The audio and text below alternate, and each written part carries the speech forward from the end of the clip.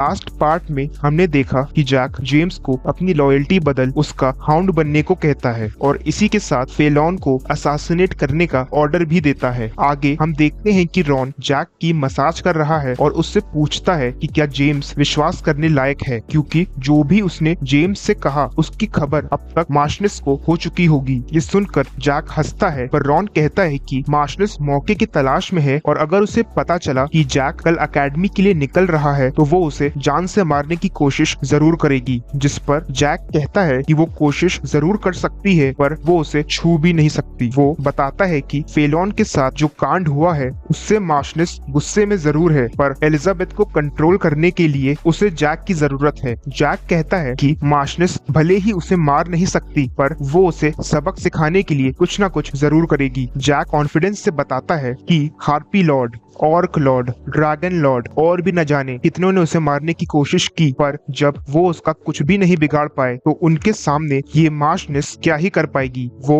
Ron से उसकी चिंता ना करने को कहता है और बताता है कि जब तक वो खुद नहीं चाहेगा तब तक वो नहीं मरेगा। रॉन समझ जाता है कि जैक कल कुछ बड़ा करने वाला है तो वो उसके साथ जाने को कहता है, पर जैक उसे परमिशन नहीं देता और उसे सीक्रेटली सबसे छुपकर जर्नी में उसे फॉलो करने का ऑर्डर देता है। जैक रॉन से कहता है कि वो अभी अपना दूसरा सर्कल बनाने जा रहा है तो इस बीच कोई भी उसके रूम में ना आए। ये सुनकर रॉन हैरान था क्योंकि सर्कल इतनी आसानी से नहीं बनते, सालों की मेहनत लगती है, पर जैक के लिए ये आसान है। तो रॉन भी ये देखने जैक के रूम में चला जाता है। दूसरी तरफ हम देखते हैं कि जेम्स अभी भी अपनी हार के सदमे में है। उसके लिए ये विश्वास करना मुश्किल था कि वो एक फर्स्ट सर्कल से हार गया। उसे लगता है कि जैक एक्चुअल में थर्ड सर्कल है और उसे जैक का दिया हुआ ऑफर बेतुका लगता है क्योंकि जैक को फेलॉन की तरह बड़े परिवारों का सपोर्ट नहीं मिला। उसके सर पर किसी भी इन्फ्लुएंशियल इंसान का हाथ नहीं है। हम देखते हैं कि जेम्स अपने जीवन की सबसे बड़ी और आखिरी गलती करने जा रहा है। वो इस पूरे प्रकरण की जानकारी मार्शनेस को देने की सोचता है। उसे लगा कि ऐसा करके वो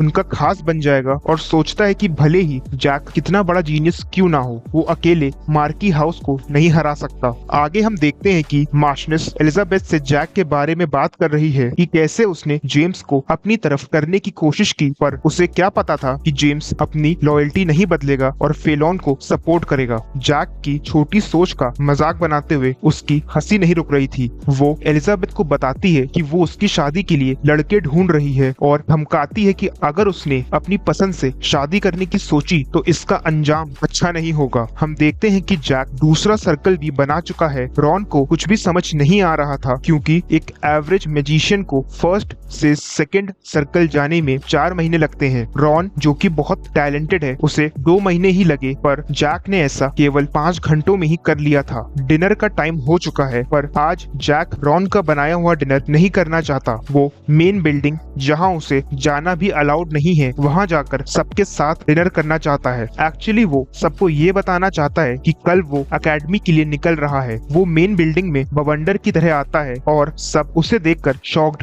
रह जाते हैं। डर की वजह से फेलॉन और गुस्से से उसकी माँ का खाना गले से नीचे नहीं उतर रहा था। मार्की के पूछने पर जैक बताता है कि वो कल अकेडमी के लिए निकल रहा है। जैक फेलॉन से मजे लेने के लिए उसके हाल चाल पूछता है। वो कहता है कि उसे फेलॉन के वाटर फोबिया के बारे में पता चला, जिसे सुनकर उससे बहुत दुख हुआ। फेलॉन को कुछ भी पीने से डर लगने लगा था। जैक उसे वाइन ऑफर करता है पर पूरी वाइन टेबल पर गिरा देता है। ये देखकर फेलॉन की रूह कांप जाती है और उसकी माँ जैक पर चिल्लाने लगती है, जिस पर जैक कहता है कि शायद आसपास कोई कुत्ता भौंक रहा है और वो वहाँ से जाने लगता है। मार्शनेस गुस्से से पागल हो रही थी और वो जैक से कहती है कि उसे इसका खामियाजा भुगतना पड़ेगा और वो उससे रिवेंज जरूर लेगी। जैक कहता है कि वो इंतजार करेगा और वहाँ से चला जाता है। अगले दिन जैसा मार्शनेस ने कहा था वैसा कुछ भी नहीं हुआ और जैक अपनी अकेडमी की जर्नी पर निकल पड़ा। जेम्स, एक 6th सर्कल नाइट, रेजिन और कुछ गार्ड्स भी उसके साथ जा रहे थे। एलिजाबेथ और रॉन भी थोड़ी दूर तक आते हैं। एलिजाबेथ जैक की चिंता कर रही थी पर जैक उसे रॉन के साथ वापस जाने को कहता है और रॉन को उसका प्रॉमिस याद दिला सीक्रेटली उसे फॉलो कर शाम को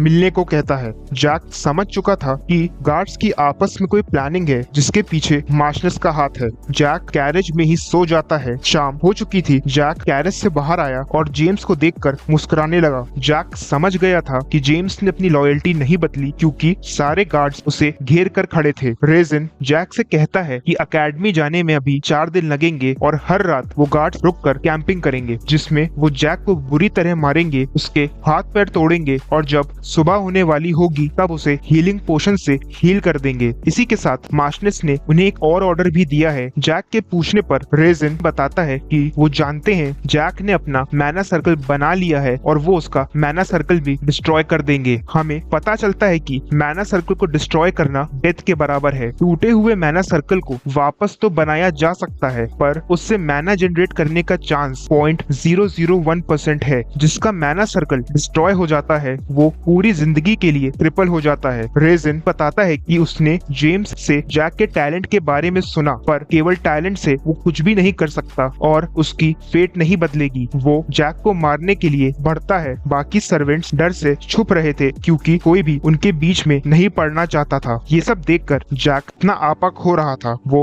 रॉन की प्रेजेंस को कंफर्म करता है और गार्ड्स को अपनी पिछली लाइफ के इवेंट्स के बारे में बताने लगता है। गार्ड्स को लगा कि जैक डर की वजह से पागल हो गया है। जैक कहता है कि रिवेंज किसी भी इंसान को पागल होने पर मजबूर कर देता है। वो एलिजाबेथ पर हुए अत्याचार को भुला नहीं सकता था और रेजिन से कहता है कि भले ही सिर्फ हुनर होने से वो कुछ भी ना कर पाए पर जिसके पास असीम हुनर और ताकत होती है उसके लिए कुछ भी करना नामुमकिन नहीं है। वो मैना इकट्ठा करता है और अपनी प्रीवियस लाइफ की टेक्निक से एक पावरफुल अटैक करता है। उन गार्ड्स को समझ आ गया कि अगर अभी उन्होंने जैक को जान से नहीं मारा तो उनका बचना मुश्किल है, पर जैक के अटैक के सामने कोई भी नहीं टिक पाया और हमें वहाँ मौत का नंगा नाच देखने को मिला। केवल गार्ड्स ही नहीं बल्कि सारे सर्वेंट्स भी अपनी जान से हाथ धो बैठे थे। रॉन बाहर आया और उसने जो भी देखा उसका यकीन करना उसके लिए मुश्किल हो रहा था। जैक की कमजोर बॉडी भी इस अटैक को झेल नहीं पाई। रॉन उसे टॉप ग्रेड पोशन देता है जिसे पीकर वो बेहतर फील करता है। वो रॉन को थैंक्स कर उसे अपना सीक्रेट बताता है कि वो टाइम में पीछे आ चुका है। रॉन यही सोच रहा था कि जैक ने पिछली लाइफ में ऐसा क्या झेला जिसकी वजह से वो इतना पावरफुल बन गया कि एक स्वॉर्ड अटैक से उसने 25 लोगों की जान ले ली।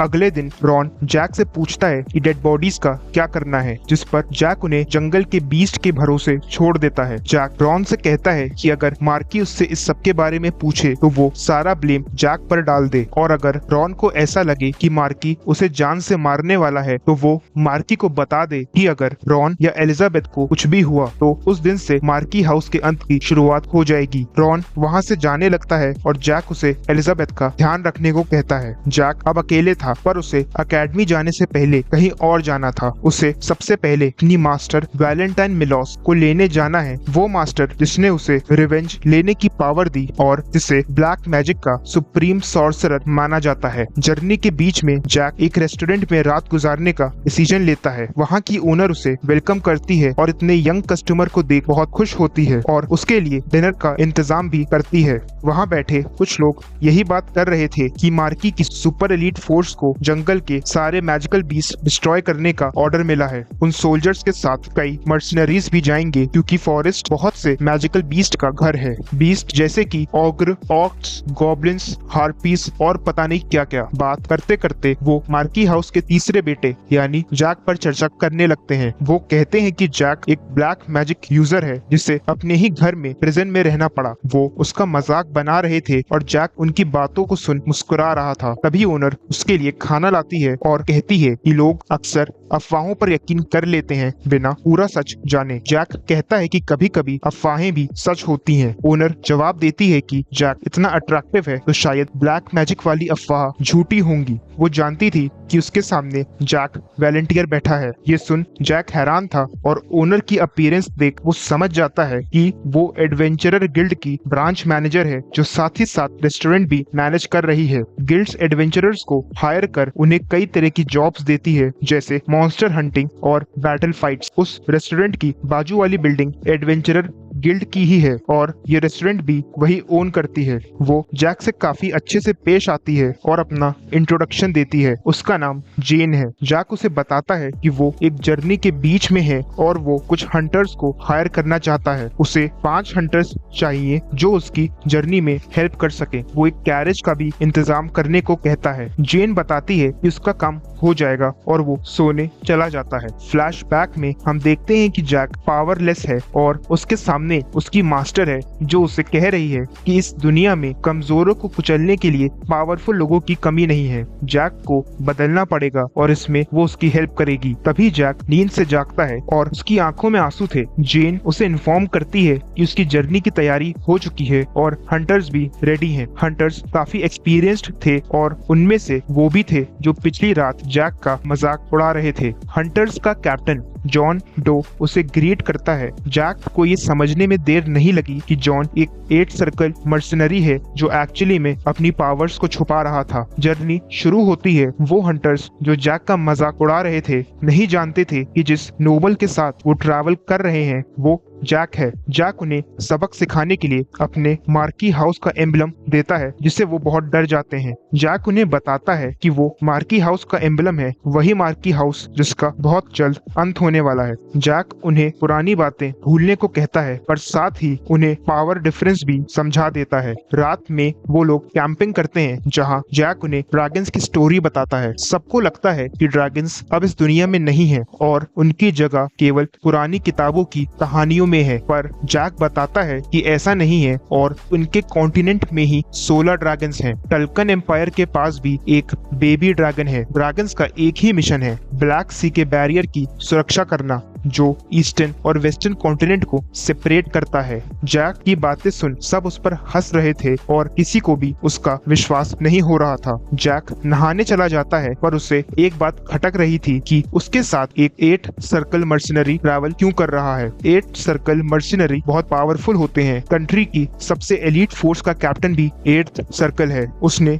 जॉन के बारे में पहले कभी भी नहीं सुना था तो उसे शक था कि जॉन टल्कन एम्पायर का स्पाई है। वो अपना शक दूर करना चाहता था और इसलिए सीधे जॉन से जाकर पूछता है कि वो जो इतना पावरफुल है उसे फॉलो क्यों कर रहा है। जॉन के साथी ये सुनकर हैरान थे। जैक जॉन से कहता है कि वो सच सुनना चाहता है और अगर जॉन की बातों से वो सेटिस्फाई नहीं हुआ या जॉन टल्कन एम्पायर का स्पाई निकला तो वो उसे वही मार देगा। वो जॉन को अपनी बात कहने के लिए 1 मिनट का समय देता है। जॉन को अपनी सिचुएशन का अंदाजा हो गया था। ये बिल्कुल ऐसा था जैसे एक हिरण शेर के सामने हो। जैक का दिया हुआ समय और उसका सब्र दोनों खत्म हो रहे थे। तभी जॉन अपनी स्टोरी बताना शुरू करता है। जॉन और जेन एक दूसरे से बहुत प्यार करते हैं। जेन एक नोबल है पर जॉन कॉमनर था, इसीलिए उनका साथ रहना इम्पॉसिबल है। जॉन जैक के साथ इसलिए आया क्योंकि उसे लगा कि जैक के करीब आने से शायद उन दोनों का भी कुछ भला हो जाएगा। जैक का शक पूरी तरह नहीं मिटा तो वो जॉन का टेस्ट लेता है। वो जॉन से पूछता है कि क्या उसे टल्कन की बेबी ड्रैगन वाली स्टोरी याद है। जैक आगे बताता है कि 10th सर्कल यूजर्स को मास्टर कहा जाता है जिन्हें सबसे ज्यादा पावरफुल माना जाता है, पर उनसे ऊपर भी पावरफुल बीइंग्स एग्जिस्ट करते हैं जिन्हें ट्रांसीडेंट्स कहा जाता है।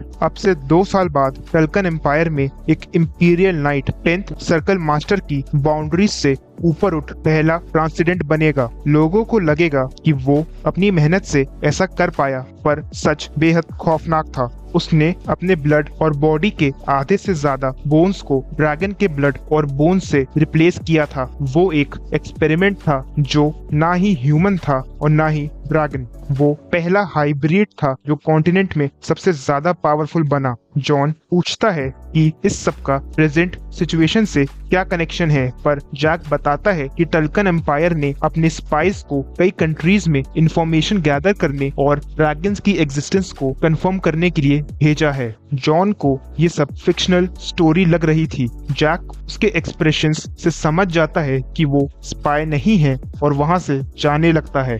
तभी अचानक वो पीछे घूमकर जॉन पर तलवार तान देता है। जॉन का हाथ उसकी स्वॉर्ड की तरफ जा रहा था। जैक उसे वार्न करता है कि ये पहली और आखिरी बार है जब वो उसे छोड़ रहा है। अगर फिर कभी उसने अपनी ब्लड लस्ट ऐसे रिलीज करी तो वो उसके साथ बाकी सबको भी मौत के घाट उतार देगा। माहौल थोड़ा शांत हुआ और जैक सोने चला गया। जॉन के साथी उसकी सिचुएशन समझते हैं और ये जानकर कि उनका लीडर इतना पावरफुल है उन्हें उस पर बहुत गर्व होता है। जॉन अभी भी कांप रहा था। जब जैक ने उसे वार्निंग दी तो उसे लगा कि वो अपनी पैंट गीली कर देगा, पर जैक ने जो भी स्पाइस और ड्रैगन्स के बारे में कहा वो इस बारे में और जांच पड़ताल करना चाहता था। दूसरी तरफ मार्की को खबर मिलती है कि जैक के साथ गए सभी गार्ड्स और सर्वेंट्स फॉरेस्ट में डेड मिले हैं। डेड बॉडीज की हालत देख ऐसा लग रहा है कि किसी ने उन्हें बहुत एडवांस्ड मैजिक से मारा है। मार्की चिंता में है क्योंकि ये सब तभी हुआ जब एलीट फोर्सेस फॉरेस्ट में बीस्ट को मारने गई हैं। उसे किंग और ड्यूक पर शक है। वो अपने इन्फॉर्मर गोंजालेस से इस बारे में पता लगाने को कहता है। उसे